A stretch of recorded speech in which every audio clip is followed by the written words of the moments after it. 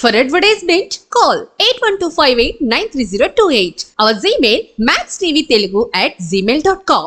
Max TV భక్తి ప్రేక్షకులకు నమస్కారం. నేను మీ శ్రావ్య.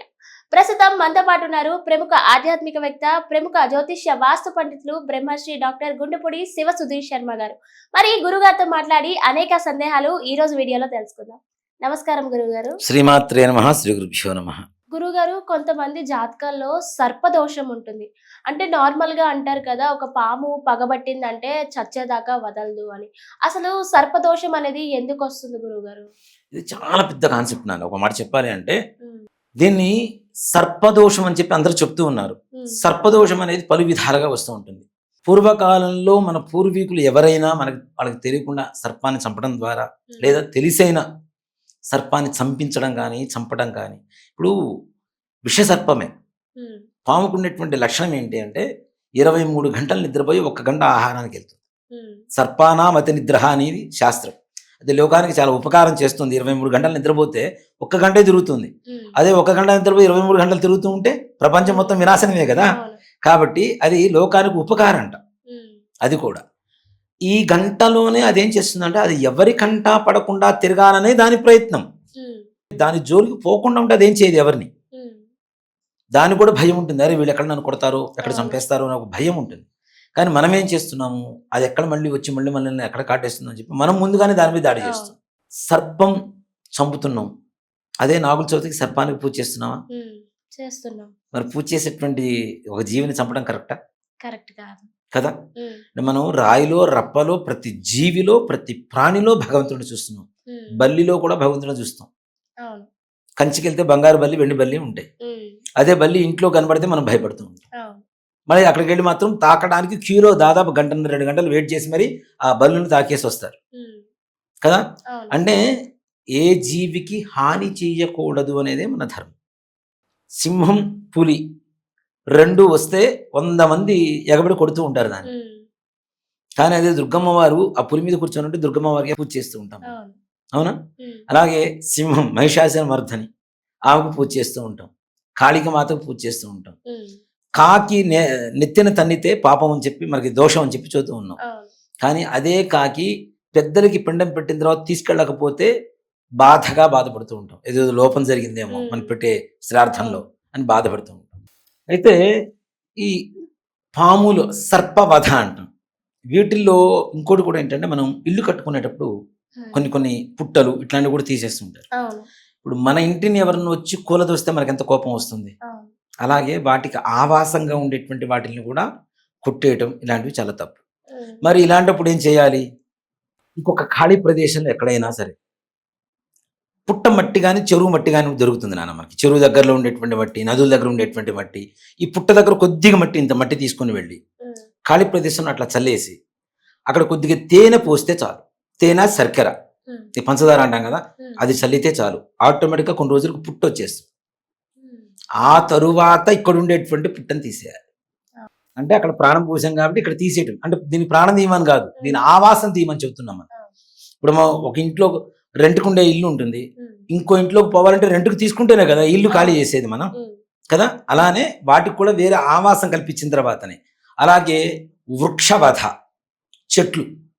మన ఇల్లు కట్టించుకునేటప్పుడు ఖాళీ ప్రాంతంలో చెట్లు ఉంటాయి, చెట్లను కొట్టేస్తుంటాం. వీటిల్లో దేవతా వృక్షాలు కొన్ని ఉంటాయి. మారేడు, రావి, జువ్వి, జమ్మి, వేప, ఇవన్నీ కూడా మనం పూజ చేస్తూనే ఉంటాం కదా. రావి చెట్టు అశ్వత్థ వృక్షం అంటాం, విష్ణుమూర్తి అంటాం. వేప చెట్టును లక్ష్మీదేవి అంటాం. మనం నీళ్ల బావి ఉంటాయి పూర్వకాలంలో. ఇప్పుడు అంటే బావిలు ఎవరు వాడలేదు. బావి అంటే ఈ భవిష్యత్ తరాలకు తెలిసేటువంటి పరిస్థితులు కూడా లేవు. ఇక వెళ్ళంటే బాగున్నారా లేదా అనుకునే పరిస్థితిలో ఉన్నారు కాబట్టి వెళ్ళంటే బావి అన్న సంగతి కూడా ఎవరికి గుర్తు తెలియని పరిస్థితికి వెళ్ళిపోతూ ఉన్నాం. అలాంటి బావి బూడ్చేటప్పుడు కూడా ఇంకో చోట బావి తవ్వటం కానీ లేదా బోరు వేయటం కానీ ఇప్పుడున్న పరిస్థితుల్లో వేసిన తర్వాతనే ఈ బావిని పూడ్చాలి. లేకపోతే దాంట్లో ఉండేటువంటి చేపలు, తాబేళ్లు ఇవన్నీ ఉంటాయి కదా, జలచరాలు అంటాం. ఈ జలచరాలకి ఆవాసం లేకుండా చేస్తున్నాం, బూడ్ చేస్తున్నాం కాబట్టి ఇంకో చోట ఆవాసం ఏర్పరిచిన తర్వాతనే ఇది బూడ్ చేసుకోవాలి. అలాంటిది సర్పాలకి మనకి ఇంకెక్కడా కూడా సబ్స్టిట్యూట్ అనేది లేదు మనం చంపడానికి. చంపుతున్నారు, తెలియక చంపేస్తున్నారు చాలా మంది కూడా. చెప్పే కదా, పాము మనమేం చేస్తామనేటువంటి భయంతో అది ఉంటే అది మనల్ని ఏం చేస్తుందని మనం ముందుగానే కొట్టేస్తున్నాం. మనం పాము వచ్చింది, కదలకుండా ఒక పక్కన నిల్చుంటే దాని అంతా అదే వెళ్ళిపోతుంది దాని దారిలో.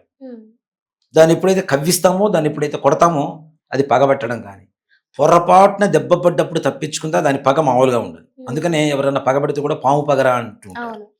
పాముకు ఉండేటువంటి లక్షణం ఏంటి అంటే, పగబెట్టితే దాని కొన్ని సంవత్సరాల పాటు ఒక వ్యవధి ఉంటుంది. ఆ వ్యవధిలో ఇతన్ని కాటన్నా వేయాలి, లేదు దాన్ని పడగని అదే ఒక పొలాల గట్లు ఉంటాయి చూడండి, రాళ్ళు ఇట్లాంటి వాటికి దాని పడగని ఆ గట్టు కొట్టుకుని అదే చచ్చిపో, అంటే చంపాలి లేదా చావాలి అనేంత పగగా ఉంటాయి. వాటి జోలికి పోతే మాత్రమే, పోకుండా ఉంటే ఏ రకమైనటువంటి దోషాలు లేవు. అంటే గురువు గారు, ఇప్పుడు ఆ మనిషి కొట్టేటప్పుడు అది దాని ముఖం అనేది గుర్తుంచుకుంటుందా పాము? తప్పనిసరిగా. ఒక మాట చెప్పినానన్న, మన ప్రపంచంలో మనిషికి తప్పించి మిగిలిన జీవరాశులన్నిటికీ విశేషమైనటువంటి లక్షణాలు ఉన్నాయి. పాము 52 కిలోమీటర్ల దూరంలో ఉండేటువంటి ప్రమాదాన్ని ముందుగా గుర్తించి అక్కడి నుంచి వెళ్ళిపోతుంది తెలుసా. పాము చెవులు అంటారు, పాము చెవులు ఉండవు, అది ఒట్టి మాట, అది ఏదో మాట వరుసగా అంటుంటారు కానీ పాము చెవులు ఉండవు. కానీ దానికి ఉండేటువంటి కొన్ని గ్రంథుల ద్వారా 52 కిలోమీటర్ల దూరంలో జరిగేటువంటి ప్రమాదాన్ని కూడా, భూకంపాలు ఇట్లాంటివి కూడా జరగబోతుంది ఉంటే అక్కడి నుంచి ముందుగానే తప్పించుకునేటువంటి ఏకైక లక్షణం కలిగినటువంటి జీవి ఏదైనా ఉందంటే అది సర్పం. అలాంటి వాటికి గుర్తుండడం పెద్ద సమస్య కాదుగా, అవునా. 52 కిలోమీటర్స్ దూరం నుంచే మనం అబ్జర్వ్ చేస్తుందంటే ఎదురుగా చూసినటువంటి మనిషిని మర్చిపోవడం అనేది జరగదు కదా. సో కాబట్టి ఆ పాముల జోలికి పోకుండా ఉండడం అనేది మంచిది. సర్పదోషం అనేది ముఖ్యంగా ఈ పాములను చంపడం ద్వారా వస్తుంది. ఒకటి గురుగారు, ఇప్పుడు ఇల్లు కట్టేటప్పుడు పాము గాని ఇంట్లోకి వస్తే మంచి జరుగుతుంది అంటారు గురుగారు. అవునమ్మా. పామ పడగ పడితే, పాము ఇప్పుడు చాలా మంది చూడండి సినిమాలో కూడా చూపిస్తుంటారు ఇదే మాట, పాము ఎక్కడైతే పడగబడుతుందో వాళ్ళు కోట్లకు పడిగెత్తుతారు అని చెప్పి శాస్త్రం. శృంగేరి అనేటువంటి ఒక ఊరు ఉంది మనకి తెలుసు, శృంగేరి మహాసంస్థానం, ఆదిశంకరాచార్య స్వామి వారి ధర్మపీఠం కూడా అది.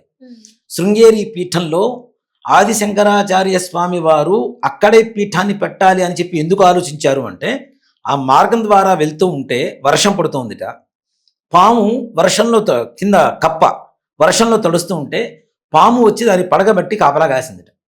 పాముకి సర్పానికి అసలు పడదు కదా, ఈ సర్పానికైనా కప్ప కనపడితే మింగేస్తూ ఉంటుంది పాము, అవునా. అలాంటిది అక్కడ కప్పనే కాపాడుతున్నటువంటి అంత ధర్మం 4 పాదాల మీద నడుస్తుంది అనేటువంటి ఒక దీంతోనే అక్కడ ఒక పీఠాన్ని ఆయన ఇచ్చేశారు. అంటే పాము పడగ పట్టడం అనేది ఎంత ధర్మకార్యం, ఎంత సత్కార్యం, ఎంత అదృష్టం ఉండాలి. అలాగే ఇవాల్టి రోజున ప్రపంచంలో ఉండేటువంటి ఆదిశంకరాచార్య స్వామి వారి 4 పీఠాల్లో కూడాను, 4 పీఠాలు ఉన్నాయి మొత్తం ఆయనవి, ఈ 4 పీఠాల్లో కూడాను అత్యంత పవిత్రమైనటువంటిది, ప్రతిష్టాత్మకమైనటువంటి పీఠం అంటే ఏదైనా ఉందంటే శృంగేరి పీఠమే. మరి మిగిలిన 3 పీఠానికి అంత పేరు ఎందుకు రాలేదు? కేవలం దక్షిణాంనాయ శృంగేరి పీఠానికి అంత పేరు ఎందుకు వచ్చింది? అక్కడ పాము సైతం కప్పక పడగబట్టింది కాబట్టి.